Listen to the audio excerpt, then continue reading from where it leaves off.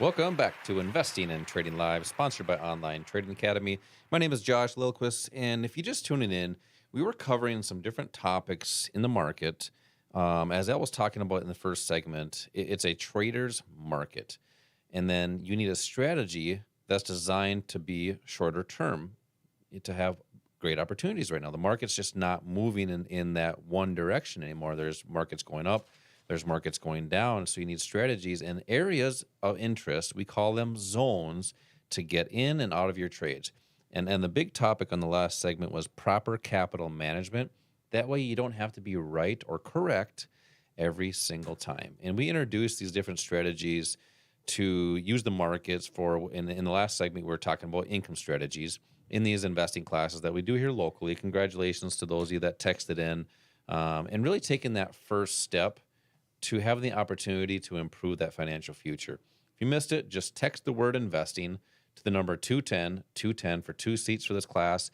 We're local here in Bloomington, and that's one of the cool things is we're a local place to go Right. out to learn how to trade and invest. There's no other brick and mortar trading and investing academy that, to my knowledge, that's out there. And we Yeah. obviously we would know a lot of different areas, and there's just University of YouTube is pretty much the only place you can go. And is that information helpful? It may give you some knowledge, but you cannot build the skills. And that's where hands-on, in center, in the academy, that's how you have better opportunities in the markets. Yeah, well, you think about it, that's a huge component of what we provide for our students is having a place to come, having a community to spend time with. And when Mhm. you think about it, look at all the pros out there, the top traders, the hedge fund managers. Did they learn on YouTube? No, they learned from other pros, from other Yeah. people who are successful traders, and that's part of the benefit of having a community, a bricks and mortar location where you can come. Yeah, just like any profession. Do you think an accountant learned how to be an accountant on YouTube? Probably not. Hopefully not. Do you think a chiropractor learned how to be a chiropractor on YouTube? Probably not. But everybody goes to that. It's amazing. Yeah. But what's funny is I've been seeing and hearing more people that are coming to these classes say, you know what? I know there's different things to do in the markets, and I know that YouTube isn't going to do that. But let's get off our little soapbox there, and let's talk about those income strategies with those other assets that you were talking about in that last segment. You mentioned futures, forex, and options, and let's just keep it top line, high level. What is the? Let's go with the futures market and the forex market Mhm. first, and why might somebody use that as an opportunity for an income strategy rather than the stock market? Well, for a couple of reasons. One is I think I alluded to it earlier. The stock prices are very high, and for you to put together a position that gives you the opportunity to have good returns from it, it's pretty tough to put together a 100 share position in something like Apple. That's at $160 a share. It's close to where it's trading now. That's like $16,000 in one position. There are some stocks that are trading, 2 or 3 or 4 times or 10 times that amount. That makes it very hard with the stock portfolio to be able to participate. So with the futures and the forex, because of the leverage, you can have a small account. And you can control an investment, an overall investment that is worth a multiple of that. As an example, Forex has about a 50 to 1 leverage. So a $2,000 investment account has the potential to control something worth $100,000. That's how you maximize the value of your investment dollars. That's how you participate in these markets in a way where your rate of return can be much higher than just buying and holding on to something. And we talk about buy and hold a lot and how over the last 2 years, pretty much you're flat. If you had a portfolio back in 2021, you're probably about where you were now then. And actually maybe even a little bit less than that because fees have been taken out. Now you might say, well, my account's a little bit bigger than that, but also consider if you have a 401k, you've been contributing to it, as has your employer. So a lot of people, when they look at the bottom line on their 401k portfolios, it's actually not as good as you think it is because a good part of that growth has been your contribution and your employer's contribution.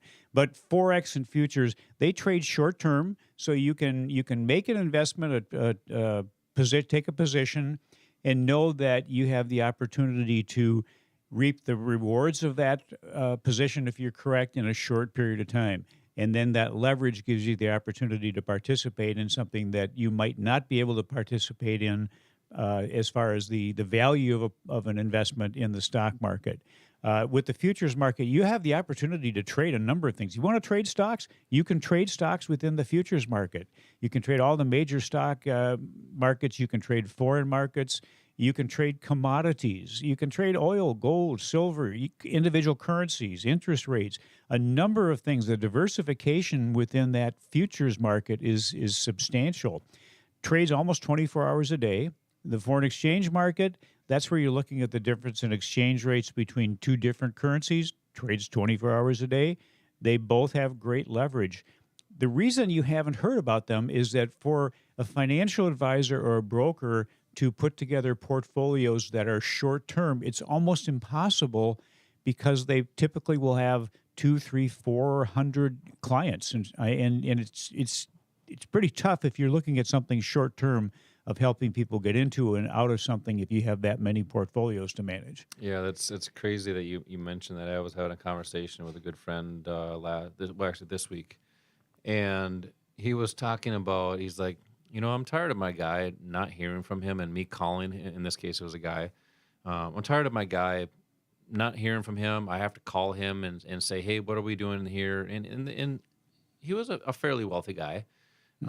And he was like, why isn't I pay this guy a fee and I'm getting all these fees on the back end that I don't even see. I get lackluster returns. Matter of fact, he said he was losing money the past couple of years. And he's like, why am I continuing to pay this guy when I can't even get a hold of him? Think about that for a second. People Sure. work their hard, all their lives for their hard-earned money, and then they give it to somebody to not even hear from them, especially if they're losing you money. I mean, that should be the time they're putting together strategies. Here's how we're going to protect it. But the problem is, Al, the way that's designed, and you were a broker for many years. I was. It's not designed to protect it. They may say you're diversified, but if you're in all the different stocks, and the stock market goes down, you will lose. There's just no way around that. So it's always that warm puppy dog rainbow feeling that they're going to give you. And nothing against the people. I know a lot of the people in the industry, but it's the industry. They're going to say, oh, we're going to keep you in this, and it's a long-term investment, and don't get excited. Don't put emotions into it. But I tell you what, when somebody's losing your money, that's emotional. That's why you need to do things differently and not continue to do that same thing over and over. I mentioned in that first segment, Al, that a lot of people in their 50, probably right now between 50 and 70 or 50 and 80, and if they had 401ks and IRAs, they are probably telling people, do things differently because it's not getting them to the retirement that they hope for. Yeah. But I was just going to say, one of the things you had asked me earlier, what we talk about in these classes, one of the things we do talk about is why your 401ks have not worked out for you, especially over the last few years. Yeah, I mean, it's amazing that people don't know that, but that's why we have these classes. If you have questions about your 401k, but in this segment, we've been talking more about income, which means if you have an income strategy that you need, if you're behind on your retirement accounts, you might need to use a little bit leverage, like Al has been talking about. How to use the capital that you do have. I mean, you don't need 100 grand, 200 grand, $500,000, $1 million to trade and invest. You can trade with much less when you have buying power, which means leverage, and you're efficient with the capital that you have. As Al was talking about, the futures market up to 20 to 1 leverage, the Forex market up to 50 to 1. What does that mean? So if you have a $2,000 account, let's just say an investor wants to start small because they want to be comfortable trading and investing for an income strategy, and they want to start with a $2,000 account. Great, do it. That $2,000 will act like $100,000 at 50 to 1 leverage. Now, some people will say, well, does that increase your risk? That is why we've been talking about this whole show. You need to protect your positions with proper capital management. And they don't teach you this anywhere else.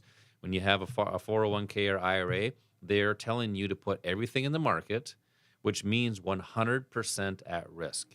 Use smaller amounts of capital, put risk management parameters around there, have your losses very, very small, your winners much bigger, and then that way you don't have to be right every single time.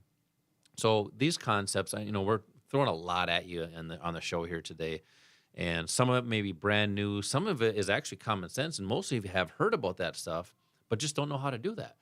We're going to introduce that to you in these investing classes, what it is, how it works, what might be beneficial towards your strategy and what you're looking to use the market for. And then how do you start to build that path and that vision, which is a plan? I want to talk about a trading plan and investment plan in the next segment, Al, on how people can have a step-by-step process, and then you just have to follow it. So write that down, Al, so we don't forget that, because sometimes our memories are short. So text the word investing to the number 210 for 2 seats for this class to be introduced to these concepts we're talking about. If you want to have a better financial outlook, you might have to do things a little bit better and strategies that are designed for that. Text the word investing to the number 210. As I mentioned, coming up next, we're going to talk about that step-by-step plan, how to build consistency, how to build confidence in the market. Some people are brand new to the markets. Some people have been trading 20, 30 years and just want to have a better process and more consistency. We'll be right back.